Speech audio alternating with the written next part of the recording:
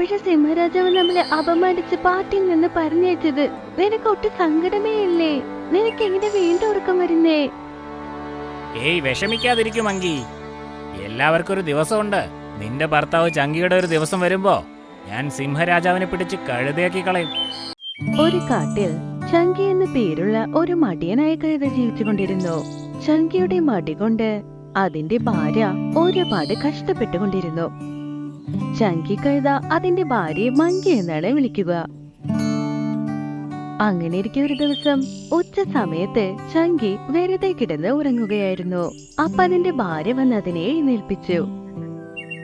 എന്നെ ഉറക്കത്തിൽ നിന്ന് ഉണർത്തരുതെന്ന് എത്ര തവണ നിന്നോട് ഞാൻ പറഞ്ഞിട്ടുണ്ട്. ഞാൻ എത്ര നല്ല സ്വപ്നങ്ങൾ കണ്ടോണ്ടിരുന്നതാ. നിന്റെ സ്വപ്നം ഞാൻ ഒരുപാട് കണ്ടതാ. ഈ കാട്ടിൽ കഴുത എന്ന പേരിൽ നീ വളരെ ഫേമസ് ആണ്. അല്ല, ഇത്ര പ്രശസ്തനാവാനായി എന്താ ഉള്ളത്? ഞാനൊരു കഴുതയല്ലേ? ഞാൻ പറഞ്ഞു വരുന്നത് കാട്ടിൽ ഒരുപാട് കഴുതയുണ്ടാകാം, പക്ഷെ നിന്റെ അത്ര മടിയനായ ഒരു കഴുത പോലും ഉണ്ടാകില്ല ഇവിടെ. ആ, അതൊക്കെ വിടുന്നേ.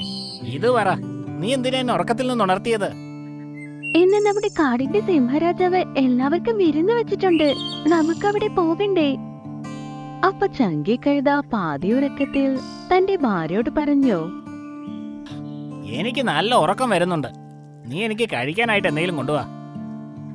മതി മതി നിർത്ത്. സിംഹരാജാവ് എന്താ പറഞ്ഞിരിക്കുന്നെന്ന് നീ മറന്നോ? ആരെങ്കിലും വിരുന്നിന് വന്നില്ലെങ്കിൽ അദ്ദേഹം വളരെ ദേഷ്യപ്പെടും. ഓ ശരി ശരി, ഞാൻ പോവാം. നമ്മുടെ മഹാരാജാവിന് പോലും അറിയില്ല അദ്ദേഹം എന്തൊക്കെ ആശയങ്ങളാണ് ചിന്തിച്ചു കൂട്ടുന്നതെന്ന്. അങ്ങനെ ചങ്കി കഴുത അതിന്റെ ഭാര്യയോടൊപ്പം സിംഹരാജന്റെ വിരുന്നിന് പോയി. സിംഹരാജന്റെ ഗുഹയ്ക്ക് മുന്നിൽ കാട്ടിലുള്ള എല്ലാ മൃഗങ്ങളും ഉണ്ടായിരുന്നു. ആ വിരുന്നിൽ എല്ലാവരും ഡാൻസ് കളിച്ചുകൊണ്ടിരുന്നു. ചങ്കി കഴുത അവിടെ ഒരു ഭാഗത്ത് ഒതുങ്ങിയിരുന്നു. അവിടെ ഇരുന്ന് എല്ലാ മൃഗങ്ങളെയും നോക്കി. കുറച്ചു നേരം കഴിഞ്ഞ് സിംഹരാജാവ് ചങ്കി കഴുതയുടെ അടുത്ത് വന്ന് പറഞ്ഞു. ഞാൻ കുറെ നാളായി ശ്രദ്ധിക്കുന്നു. നീ ഇവിടെ ഇരിക്കുക തന്നെയാണല്ലോ. നിനക്ക് വിശക്കുന്നൊന്നുമില്ലേ? ഞാൻ നല്ല വിഭവങ്ങൾ പാചകം ചെയ്തിട്ടുണ്ട്. മഹാരാജൻ, അങ്ങ് നല്ല വിഭവങ്ങളൊക്കെ പാചകം ചെയ്തിട്ടുണ്ട്. അങ്ങ് ഈ വിഭവങ്ങൾ അങ്ങയുടെ കൈകൊണ്ട് വിളമ്പുന്നത് വളരെ നന്നായിരിക്കും. ഒരു വിളമ്പുകാരനെ വെച്ചാൽ വളരെ നന്നായിരുന്നു. നീ എന്താണ് പറഞ്ഞു വരുന്നത്? മഹാരാജൻ, എനിക്ക് ഭക്ഷണം കഴിക്കാൻ വേണ്ടി എഴുന്നേൽക്കണം. പക്ഷെ ശരീരം മൊത്തം ആലസ്യമാണ്. എനിക്ക് അങ്ങോട്ട് എഴുന്നേക്കാൻ പറ്റുന്നില്ല. നീ പരിധി കടന്നിരിക്കുന്നു ചങ്കി. നീ എന്താണ് പറഞ്ഞു വരുന്നത്? നിന്റെ വായിൽ ഭക്ഷണം വെക്കാൻ പോലും ഞാൻ ആളെ കൂലിക്കെടുക്കേണ്ടതുണ്ടോ? ഞാൻ പറഞ്ഞു വന്നത് അതല്ല മഹാരാജൻ. അങ്ങ് എന്റെ വാക്കിനെ തെറ്റായി എടുത്തിരിക്കുകയാണ്. നീ എന്റെ അതിഥി ആയിരുന്നില്ലെങ്കിൽ നിന്റെ മാംസമെല്ലാം ഇപ്പൊ തന്നെ കടിച്ചു കീറി നിന്നെ കൊന്നേനെ, എന്നിട്ട് ഭിത്തിയിൽ ഒട്ടിച്ചേനെ. പക്ഷെ ഇപ്പൊ നീ എന്റെ അതിഥിയായി പോയി. അതുകൊണ്ട് നിന്നെ ഞാനിപ്പോ അനുസരിക്കുന്നു. കാരണം ഞാൻ അതിഥികളെ ഒരുപാട് ബഹുമാനിക്കുന്ന ആളാ. മങ്കി, ഏയ് മങ്കി, ഇങ്ങോട്ട് വരൂ. പാവം സിംഹരാജന് അറിയാത്ത കാര്യമില്ലെന്നാൽ ചങ്കി അതിന്റെ ഭാര്യയാണ് മങ്കി എന്ന് വിളിക്കുക എന്നത്. സിംഹരാജാവിന്റെ ഉറക്കുള്ള ഗർജനം കേട്ട് ചങ്കിയുടെ ഭാര്യ മങ്കി പെട്ടെന്ന് ഓടി വന്നു. സിംഹരാജ, നിങ്ങൾ എന്നെ വിളിച്ചോ? ഞാൻ കുരങ്ങിനെയല്ലേ വിളിച്ചത്. നീ എന്തിനാ ഇവിടെ വന്നത്? അത് പിന്നെ എന്റെ പേരും മങ്കിയാണ് മഹാരാജ. ചങ്കി എന്നെ എപ്പോഴും മങ്കി എന്ന് വിളിക്കുക. എന്ത്? ഇവൻ നിന്നെ മങ്കി എന്നാണ് വിളിക്കുന്നതെന്നോ? മങ്കി എന്റെ പ്രത്യേക ശിഷ്യനാണെന്ന് ഈ കാട്ടിലെ എല്ലാവർക്കും അറിയാം. ഇതൊക്കെ ആയിരുന്നിട്ട് നിന്നെ ഇവൻ മങ്കി എന്നാണോ വിളിക്കുന്നത്? ഇവിടെ എന്തൊക്കെയാണ് ഈ നടക്കുന്നത്? നിങ്ങൾ രണ്ടുപേരും ഇപ്പൊ തന്നെ ഇവിടെ നിന്ന് പോകൂ, അല്ലെങ്കിൽ ഞാൻ ദേഷ്യം കൊണ്ട് രണ്ടിനെയും കൊന്നുകളയും. അങ്ങനെ സിംഹരാജാവ് ചങ്കി മങ്കി രണ്ടുപേരെയും അപമാനിച്ച് വിരുന്നിൽ നിന്ന് പറഞ്ഞയച്ചു. അവർ രണ്ടുപേരും സങ്കടപ്പെട്ട് വീട്ടിലേക്ക് തിരിച്ചു നടന്നു. ചങ്കി വീണ്ടും കിടന്നുറങ്ങാനായി തുടങ്ങി. എപ്പോഴും സിംഹരാജാവ് നമ്മളെ അപമാനിച്ച് പാട്ടിൽ നിന്ന് പറഞ്ഞയച്ചത്. നിനക്ക് ഒട്ടും സങ്കടമേ ഇല്ലേ? നിനക്ക് എങ്ങനെ വീണ്ടും ഉറക്കം വരുന്നേ? ഏയ് വിഷമിക്കാതിരിക്കും മങ്കി. എല്ലാവർക്കും ഒരു ദിവസമുണ്ട്. നിന്റെ ഭർത്താവ് ചങ്കിയുടെ ഒരു ദിവസം വരുമ്പോ ഞാൻ സിംഹരാജാവിനെ പിടിച്ച് കഴുതയാക്കി കളയും. ദിവസം സ്വപ്നം കണ്ട് ഇപ്പൊ നീ അർഹതയില്ലാത്ത സ്വപ്നങ്ങൾ കാണുന്നുണ്ടെന്നാ തോന്നുന്നേ. മങ്കി, എല്ലാത്തിനും ഞാൻ മടിയനാണെന്ന് നിനക്ക് നന്നായി അറിയാം. പക്ഷേ സ്വപ്നം കാണുന്നതിൽ ഞാൻ തീർച്ചയായിട്ടും മടിയനല്ല. അങ്ങനെ പറഞ്ഞ ചങ്കി കഴുത നാണിക്കാതെ വീണ്ടും കിടന്നുറങ്ങാൻ തുടങ്ങി. അന്നു മുതൽ ആ കാട്ടിലുള്ള എല്ലാ മൃഗങ്ങളും ചങ്കി മങ്കി രണ്ടുപേരെയും കളിയാക്കിക്കൊണ്ടേയിരുന്നു. അന്ന് സിംഹരാജാവ് നിന്നെ ഇത്ര കളിയാക്കി ആ പാട്ടിൽ നിന്ന് പുറത്താക്കിയത് മറന്നു അത്. പിന്നെ എങ്ങനെയാ നീ നാണമില്ലാതെ എല്ലാരുടെ മുന്നിലും നടക്കുന്നത്? മതി, ഒരുപാടായി ചിങ്കി. ഞാൻ മടിയൻ തന്നെയാ എന്ന് വെച്ച അതിന്റെ അർത്ഥം നിനക്ക് തോന്നുന്നത് എന്തും എന്നോട് പറയാമെന്നല്ല.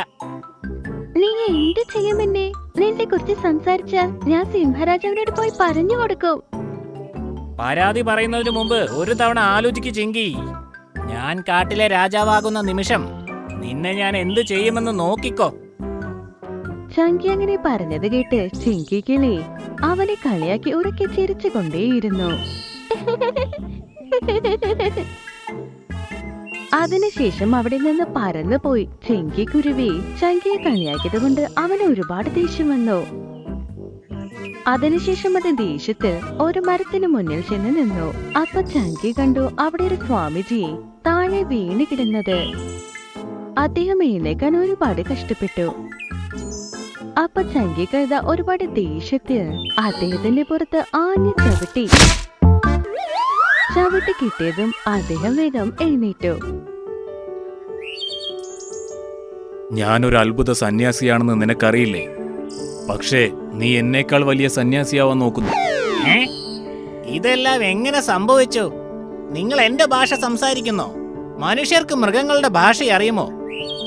ഞാൻ നിന്നോട് നേരത്തെ പറഞ്ഞില്ലേ ഞാനൊരു അത്ഭുത സന്യാസിയാണെന്ന്. എന്റെ നടുവിൽ കഠിനമായൊരു ഉളുക്കുണ്ടായിരുന്നു. നിന്റെ ചവിട്ട് കൊണ്ടതും എന്റെ ഉളുക്ക് ഭേദമായി. ഇതിനു പകരമായി നിനക്ക് എന്തെങ്കിലും തരാൻ ഞാൻ ആഗ്രഹിക്കുന്നു. പറയൂ, എന്താണ് വേണ്ടത്? അപ്പൊ ചങ്കി കഴുത ഒരുപാട് നേരം ആലോചിച്ച് ആ സ്വാമിജിയോട് പറഞ്ഞു, എനിക്ക് ഈ കാട്ടിലെ രാജാവാകണം. പക്ഷേ കാട്ടിലെ രാജാവ് സിംഹമല്ലേ? നിങ്ങളല്ലേ പറഞ്ഞത് എന്താഗ്രഹിക്കുന്നുവോ അത് ചോദിക്കാൻ. ശരി ശരി, നിന്റെ ആഗ്രഹം ഞാൻ തീർച്ചയായും നിറവേറ്റിത്തരും. ഈ കാട്ടിലെ രാജാവായ സിംഹം കുറച്ചു നാളത്തേക്ക് മറ്റൊരു കാട്ടിലേക്ക് വിഹരിക്കാൻ പോകുന്നുണ്ട്. ആ സമയം നിന്നെ ഞാൻ ഇവിടുത്തെ രാജാവാക്കാം. അങ്ങനെ പറഞ്ഞ സ്വാമിജി അദ്ദേഹത്തിന്റെ കൈയുയർത്തി ചങ്കിയോട് കാണിച്ചു. അപ്പൊ അദ്ദേഹത്തിന്റെ കയ്യിൽ നിന്നൊരു പ്രകാശം ചങ്കിയുടെ മേൽ വീണു. കുറച്ചു നേരത്തിലെ ചങ്കി കഴുത ഒരു സിംഹത്തിന്റെ രൂപത്തിലേക്ക് മാറി. അല്ലയോ സന്യാസി, സത്യത്തിൽ ഞാനൊരു സിംഹമായി മാറി. അതെ, പക്ഷേ ഇത് കുറച്ചു ദിവസത്തേക്ക് മാത്രമേ ഉള്ളൂ. ഓർമ്മയിരിക്കട്ടെ, കാട്ടിലെ യഥാർത്ഥ രാജാവായ സിംഹം നിന്റെ മുമ്പിൽ പ്രത്യക്ഷപ്പെടുമ്പോൾ നീ നിന്റെ പഴയ രൂപത്തിലേക്ക് തിരിച്ചു പോകും. അതൊരിക്കലും സംഭവിക്കില്ല സന്യാസി. അവൻ എന്റെ അടുത്തേക്ക് വന്നാൽ ഞാൻ അവനെ കൊന്നുകളയും. നിനക്കത് ചെയ്യാനാവില്ല. അതെയോ? എന്തുകൊണ്ട്? കാരണം നീയൊരു സിംഹത്തെ പോലെയാണെങ്കിലും സത്യത്തിൽ നീയൊരു കഴുത മാത്രമാണ്. അങ്ങനെ പറഞ്ഞ സ്വാമിജി അവിടെ നിന്ന് പോയി. ചങ്കി കഴുത വേഗത്തിൽ സിംഹരാജാവിന്റെ ഗുഹയിലേക്ക് ചെന്നു. അതിനുശേഷം അതെല്ലാ മൃഗങ്ങളെയും സഭയിലേക്ക് വിളിച്ചു വരുത്തി. എന്റെ കാട്ടുവാസികളെ, നിങ്ങളിപ്പോൾ ആലോചിക്കുന്നുണ്ടാവും ഞാൻ എന്തിനാണ് നിങ്ങളെയൊക്കെ ഇവിടേക്ക് വിളിച്ചിരിക്കുന്നതെന്ന്. അതെ രാജൻ. എന്തെന്ന് വെച്ചാൽ വർഷങ്ങളായി തുടരുന്ന ഒരു പാരമ്പര്യം ഞാനിവിടെ അവസാനിപ്പിക്കാൻ പോകുന്നു. എന്ത് പാരമ്പര്യം? വർഷാവർഷങ്ങളായി കാട്ടിൽ ഈ പാരമ്പര്യമാണുള്ളത്. കാട്ടിലെ രാജാവ് സിംഹമാണെന്നുള്ളത്. എല്ലാവരും അവനെ സിംഹം എന്നാണ് വിളിക്കുന്നത്. എന്നാൽ ഇന്നു മുതൽ എല്ലാ മൃഗങ്ങളും കാട്ടിലെ സിംഹത്തെ ഡങ്കി എന്ന് വിളിക്കണം. ചങ്കി കഴുത അങ്ങനെ പറഞ്ഞത് കേട്ട് എല്ലാ മൃഗങ്ങളും ആശ്ചര്യത്തോടെ നോക്കി നിന്നു. അങ്ങ് എന്താണ് ഈ പറയുന്നത് മഹാരാജൻ? അതെങ്ങനെ സംഭവിക്കാനാണ്? തീർച്ചയായും സംഭവിക്കും കുരങ്ങേ. ഞാൻ കാട്ടിലെ രാജാവാണ്. എനിക്ക് എന്തും ചെയ്യാനുള്ള അധികാരമുണ്ട്. ഹേയ് കുരങ്ങേ, ഇന്നു മുതൽ എനിക്ക് ഭക്ഷണം ഉണ്ടാക്കി തരേണ്ടത് നിന്റെ ജോലിയാണ്. മഹാരാജൻ, ഞാൻ അങ്ങേക്ക് വേണ്ടി ഭക്ഷണം എങ്ങനെയാണ് ഉണ്ടാക്കേണ്ടത്? അങ്ങേക്ക് വേട്ടയാടി കഴിക്കുകയല്ലേ പതിവുള്ളൂ. എനിക്കാണെങ്കിൽ വേട്ടയാടാനും അറിയില്ല. ഇന്നു മുതൽ ഞാൻ പറയുന്നത് മാത്രം നീ കഴിച്ചാൽ മതി. അപ്പോൾ അങ്ങേ ആര് പരിപാലിക്കും മഹാരാജൻ? ഇന്നു മുതൽ എന്റെ കാര്യങ്ങൾ കാട്ടിലുള്ള ചിങ്കിപ്പക്ഷി നോക്കിക്കോളും. എനിക്ക് നന്നായി ഉറക്കം വരുന്നുണ്ട്. ഗുഹയ്ക്കകത്താണെങ്കിൽ വളരെ ചൂട് കൂടുതലാണ്. ഇന്നു മുതൽ ചിങ്കിപ്പക്ഷി എനിക്ക് കാറ്റ് വീശി തരണം. പക്ഷേ സിംഹരാജ, ഞാനൊരു ചെറിയ പറവയാ. എന്റെ കൊക്കി കൊണ്ട് വലിയ വിസിൽ എങ്ങനെ വീശാൻ പറ്റും? എനിക്കറിയില്ല. എന്റെ ഉത്തരവ് നീ പാലിച്ചില്ലെങ്കിൽ നിന്നെ ഞാൻ കൊന്നുകളയും. ഇപ്പോൾ എല്ലാവരും ഇവിടെ നിന്ന് പൊക്കോളൂ. കാട്ടിലെ എല്ലാ മൃഗങ്ങളും വളരെ ആശ്ചര്യത്തോടെ അവിടെ നിന്ന് പോയി. അന്ന് മുതൽ പാവം ചിങ്കിക്കുരുവിയെ രാവും പകലും വിശറി വീശാൻ പറഞ്ഞു സിംഹരാജ. വിശറി വീശി വീശി സിംഹരാജാവ് നന്നായി കിടന്നുറങ്ങി. ഒരു ദിവസം ചിങ്കിക്കുരുവി കരഞ്ഞുകൊണ്ട് കുരങ്ങനോട് വന്ന് പറഞ്ഞു, എനിക്ക് ഇടയ്ക്കിടയ്ക്ക് സംശയം തോന്നുന്നു. ഏതാണ് ശരിക്കുമുള്ള സിംഹരാജാവ്? നിനക്ക് മാത്രമല്ല ചിങ്കിപ്പക്ഷി, ഈ കാട്ടിലെ എല്ലാവർക്കും ഇതിൽ സംശയമുണ്ട്.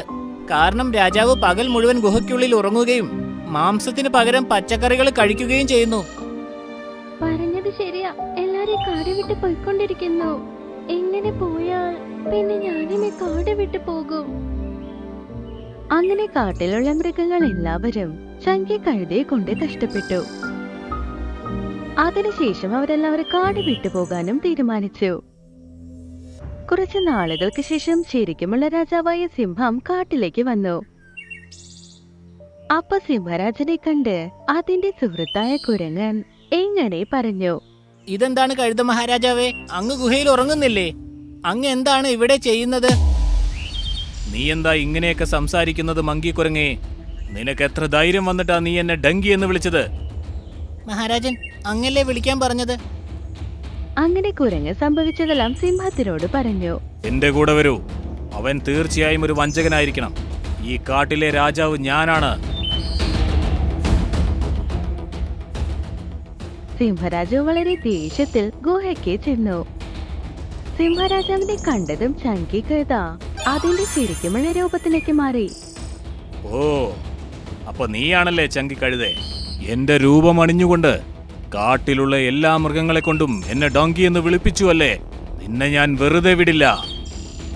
അപ്പൊ അവിടേക്ക് അതേ സ്വാമിജി വന്നു. എന്നെ വിട്ടേക്കൂ സിംഹരാജൻ. അത് ഞാനാണ് അവന് കുറച്ചു ദിവസത്തേക്ക് നിന്റെ രൂപം ധരിക്കാനുള്ള വരം നൽകിയത്. പക്ഷേ നിങ്ങൾ നൽകിയ വരദാനം അവൻ മോശമായി മുതലെടുത്തു. അവൻ സിംഹത്തിന്റെ പേരിന്റെ അർത്ഥം തന്നെ മാറ്റിക്കളഞ്ഞു. അപ്പൊ അവിടേക്ക് ചങ്കി കഴുതയുടെ ഭാര്യയും വന്നു. അത് ഒരുപാട് ദിവസമായി ചങ്കിയെ കാണാതെ അന്വേഷിക്കുകയായിരുന്നു. ഇദ്ദേഹത്തോട് ക്ഷമിക്കൂ മഹാരാജ. സിംഹരാജൻ, ഇതൊരു കഴുതയാണ്. പിന്നെ കഴുതയ്ക്ക് കഴുതയെ പോലെ ആകാനേ കഴിയുകയുള്ളൂ. എന്നോട് എല്ലാവരും ക്ഷമിക്കണം, ഞാനൊരു നല്ല കഴുതയാണ്. സിംഹരാജാവ് ചങ്കിയെ കണ്ട് അയ്യോ പാവമെന്ന് പറഞ്ഞ് ചങ്കിയെയും അതിന്റെ ഭാര്യയെയും പോകാനായി അനുവദിച്ചു.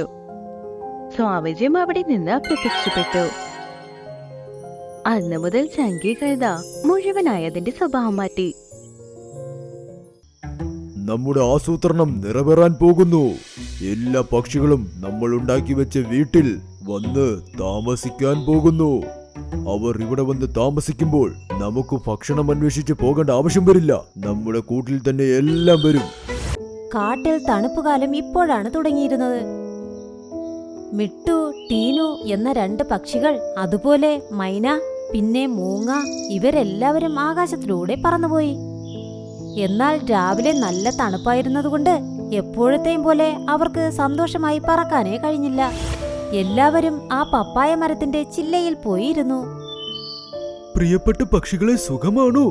നിങ്ങളുടെ പുലരി എങ്ങനെയുണ്ടായിരുന്നു? പ്രത്യേകിച്ച് പറയാനൊന്നുമില്ല. നിങ്ങൾ പറയൂ, നിങ്ങളുടെ പുലരി എങ്ങനെയുണ്ടായിരുന്നു? എനിക്ക് പുലരിയും വൈകുന്നേരവും ഒരുപോലെയാണ്. നിങ്ങളെ സഹായിക്കുന്നത് വരെ ഞാൻ എപ്പോഴും സന്തോഷവാനാണ്. നിങ്ങൾ നല്ല ഒരു പപ്പായ മരമാ. അങ്ങനെ മിട്ടു എല്ലാ പക്ഷികളോടും പറഞ്ഞു, ഫ്രണ്ട്സ്, എനിക്ക് തോന്നുന്നു ഇത്തവണ നല്ല തണുപ്പ് കാണുമെന്നാ. അതുകൊണ്ട് നമുക്ക് നമ്മുടെ വീടുകൾ ചൂടാക്കി വെക്കാൻ വേണ്ടി ഇപ്പോൾ തന്നെ നമുക്ക് നീലപ്പൂക്കൾ കൂട്ടിൽ കൊണ്ട് വെക്കണം. അപ്പോൾ നമ്മുടെ കൂട്ടിലെ തണുപ്പും മാറും. അത് തണുപ്പ് കാലം വന്ന് നമ്മൾ തണുപ്പിൽ വിറയ്ക്കുന്നത് ഉറപ്പായും ആ പൂവിനെ നിയന്ത്രിക്കാനും പറ്റും. ഞാനും ഇതിനെക്കുറിച്ചാണ് ചിന്തിച്ചത്. നമുക്ക് എല്ലാവർക്കും പോയി ആ പൂക്കൾ പറിച്ചുകൊണ്ടുവരാം. അതിന് നമ്മൾ നീലമലയിലേക്കും പോകണം. ആർക്കെങ്കിലും എന്തെങ്കിലും ബുദ്ധിമുട്ട് വന്നാൽ എന്നെ ഓർത്താൽ മതി. ശരി പപ്പായ ചേട്ടാ, വരൂ നമുക്ക് എല്ലാവർക്കും മലയിലേക്ക് പോകാം. എല്ലാ പക്ഷികളും അവിടെ നിന്ന് ആ മലയിലേക്ക് പറന്നുപോയി. അവിടെ നീലപ്പൂക്കൾ ഉണ്ടായിരുന്നു. ആ നീലപ്പൂക്കൾ പൂക്കുന്നത് തണുപ്പ് കാലത്ത് മാത്രമായിരുന്നു. അത് നല്ല ചൂടുള്ള പൂക്കളായിരുന്നു. തണുപ്പിൽ പക്ഷികളെല്ലാം ആ നീലപ്പൂക്കൾ പറിച്ചു കൊണ്ടുവന്ന് അവരുടെ കൂട്ടിൽ വെച്ച് കൂട് നല്ല ചൂടാക്കി മാറ്റും. എല്ലാ പക്ഷികളും മലയിലേക്ക് പോയപ്പോൾ അവർ കണ്ടു ഒരുപാട് പരുന്തുകൾ അവിടെ നേരത്തെ വന്ന് നിൽക്കുന്നത്. നിങ്ങൾ എല്ലാവരും ചേർന്ന് എന്തിനാണ് ഇവിടേക്ക് വന്നത്? പരുന്തു ചേട്ടാ, ഞങ്ങൾക്ക് ഞങ്ങളുടെ കൂട് ചൂടാക്കി വെക്കാൻ നീലപ്പൂക്കൾ പറിച്ചു കൊണ്ടുപോകാൻ വന്നതാ. നിങ്ങൾക്ക് ഈ പൂവ് ഇവിടെ നിന്നും എടുത്തുകൊണ്ടു പോകാൻ പറ്റില്ല. ഇവിടെ നോക്കൂ, ഞങ്ങൾ നേരത്തെ തന്നെ ഒരുപാട് വീടുകൾ പണിതു വെച്ചിട്ടുണ്ട്. ആ എല്ലാ വീടുകളും ചൂടാക്കി വെക്കാൻ വേണ്ടി ഞങ്ങൾക്ക് ഇവിടെ ഒരുപാട് പൂവുകൾ വേണ്ടിവരും. അപ്പോൾ പക്ഷികളെല്ലാവരും കണ്ടു പരുന്തുകൾ അവിടെ ഒരുപാട് കൂടുകൾ ഉണ്ടാക്കി വെച്ചിരിക്കുന്നത്. ആ കൂടുകളെല്ലാം മരത്തിന്റെ ചില്ലയിൽ തൂങ്ങിക്കിടന്നു. പരുന്തു ചേട്ടാ, ഇവിടെ ഒരുപാട് കൂടുണ്ടല്ലോ. എന്നാൽ നിങ്ങൾ 4 പേർ മാത്രമേ ഉള്ളൂ. നിങ്ങൾ 4 പേരും ഇത്രയും കൂട് വെച്ചിട്ട് എന്തു ചെയ്യാനാ? അപ്പോൾ ആ 4 പരുന്തുകളും അവർ തമ്മിൽ നോക്കി രഹസ്യമായി മനസ്സിൽ ചിരിച്ചു. എന്നിട്ട് പറഞ്ഞു, ഈ എല്ലാ വീടുകളും നിങ്ങളെപ്പോലുള്ള കൊച്ചു പക്ഷികൾക്ക് സഹായമാകട്ടെ എന്ന് കരുതി പണിതതാണ്. നിങ്ങൾക്ക് പേടിക്കാതെ സന്തോഷത്തോടെ ഈ വീട്ടിൽ താമസിക്കാം. തണുപ്പ് കാലത്ത് മുഴുവനും നിങ്ങൾക്ക് ഇവിടെ തന്നെ താമസിക്കാം. അത് കേട്ട് എല്ലാ പക്ഷികൾക്കും സന്തോഷമായി.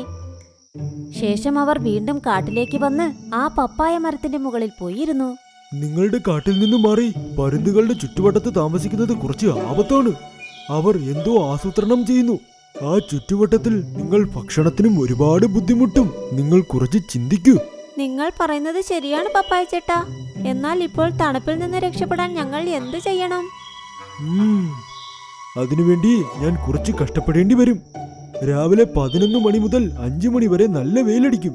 വെയിലിൽ നിന്നും രക്ഷപ്പെടാൻ ഞാൻ നിങ്ങളെ ഇലകൾ കൊണ്ട് മറയ്ക്കാം. എന്നാൽ നിങ്ങളുടെ പ്രശ്നം ഞാൻ മുഴുവനായി തീർക്കണമെങ്കിൽ ആ വെയിൽ എന്നിൽ ആകർഷിച്ച് അതിൽ നിന്നും ശക്തിയും ഉണ്ടാക്കണം. ഞാൻ ഇന്ന് മുഴുവനും വെയിലത്ത് തന്നെ നിൽക്കാം. അങ്ങനെ നിൽക്കുന്നത് കൊണ്ട് സൂര്യന്റെ രശ്മി കാരണം എനിക്ക് ശക്തിയും കിട്ടും. ആ ശക്തി കൊണ്ട് ഞാൻ നിങ്ങളെ സഹായിക്കാം. നിങ്ങൾ സത്യത്തിൽ വളരെ നല്ലവനാ പപ്പായ ചേട്ടാ. എന്നാൽ നിങ്ങൾ ഇത്രയും കഷ്ടപ്പാട് അനുഭവിക്കേണ്ട കാര്യമൊന്നുമില്ല. എന്തുകൊണ്ടില്ല? നിങ്ങൾ എന്റെ കൂട്ടരാണ്. നിങ്ങൾ എന്നെ മറ്റുള്ളവരെ പോലെയാണോ കാണുന്നത്? ഇത് കേട്ട് എല്ലാവരും നിശബ്ദരായി. അതിനുശേഷം പപ്പായ മരം ഇലകളെല്ലാം താഴേക്ക് കൊണ്ടുവന്നു. ഉച്ച സമയത്ത് നല്ല വെയിലടിക്കാനും തുടങ്ങിയിരുന്നു. ദിവസം മുഴുവനും ആ വെയിലിൽ ആ വലിയ പപ്പായ മരം നിന്നു. പപ്പായ മരം ഒരുപാട് ബുദ്ധിമുട്ടി. എന്നാൽ പക്ഷികളുടെ നന്മയ്ക്ക് വേണ്ടി അത് ആ കഷ്ടപ്പാടെല്ലാം സഹിച്ചു. അടുത്ത ദിവസം എല്ലാ പക്ഷികളും അതിന്റെ അടുത്തേക്ക് വന്നു. പപ്പായ ചേട്ടാ, ഞങ്ങൾ കാരണം താങ്കൾക്ക് എത്ര ബുദ്ധിമുട്ടാണ്. ഇത് കണ്ടിട്ട് ഞങ്ങൾക്ക് സഹിക്കുന്നില്ല. എന്നാൽ ഞാൻ സന്തോഷവാനാണ്. കാരണം സൂര്യന്റെ ശക്തി കൊണ്ട് എനിക്കും ശക്തികൾ കിട്ടി. ഇപ്പോൾ ഞാൻ എന്തു പറയുന്നോ നിങ്ങൾ അത് ചെയ്യൂ. അങ്ങനെ പറഞ്ഞ് പപ്പായ മരം അതിന്റെ കണ്ണുകൾ അടച്ചു. അതിനുശേഷം ആ പപ്പായ മരത്തിൽ ഒരു വിള്ളൽ വന്നു. അതിൽ കറുത്ത നിറത്തിലുള്ള വിത്തുകൾ ഉണ്ടായിരുന്നു. എല്ലാവരും ഓരോ വിത്തുകൾ എടുക്കൂ. ഇത് എടുത്തുകൊണ്ടുപോയി നിങ്ങളുടെ കൂട്ടിലും വയ്ക്കൂ. അടുത്ത ദിവസം ഈ വിത്തുകൾ കാരണം നിങ്ങൾക്ക് പച്ച പപ്പായകൾ കിട്ടും. ആ പപ്പായകൾ എത്ര ചൂടായിരിക്കുമെന്നാൽ അതുപയോഗിച്ച് ഈ തണുപ്പ് കാലം മുഴുവനും നിങ്ങൾക്ക് ചൂടോടെ ജീവിക്കാം. അത് കേട്ട് പക്ഷികളെല്ലാം പപ്പായ മരത്തിനോട് നന്ദി പറഞ്ഞു. അതിനുശേഷം ഓരോരുത്തരായി ഓരോ വിത്തുകളെടുത്ത് അവരുടെ കൂട്ടിലേക്കും പോയി.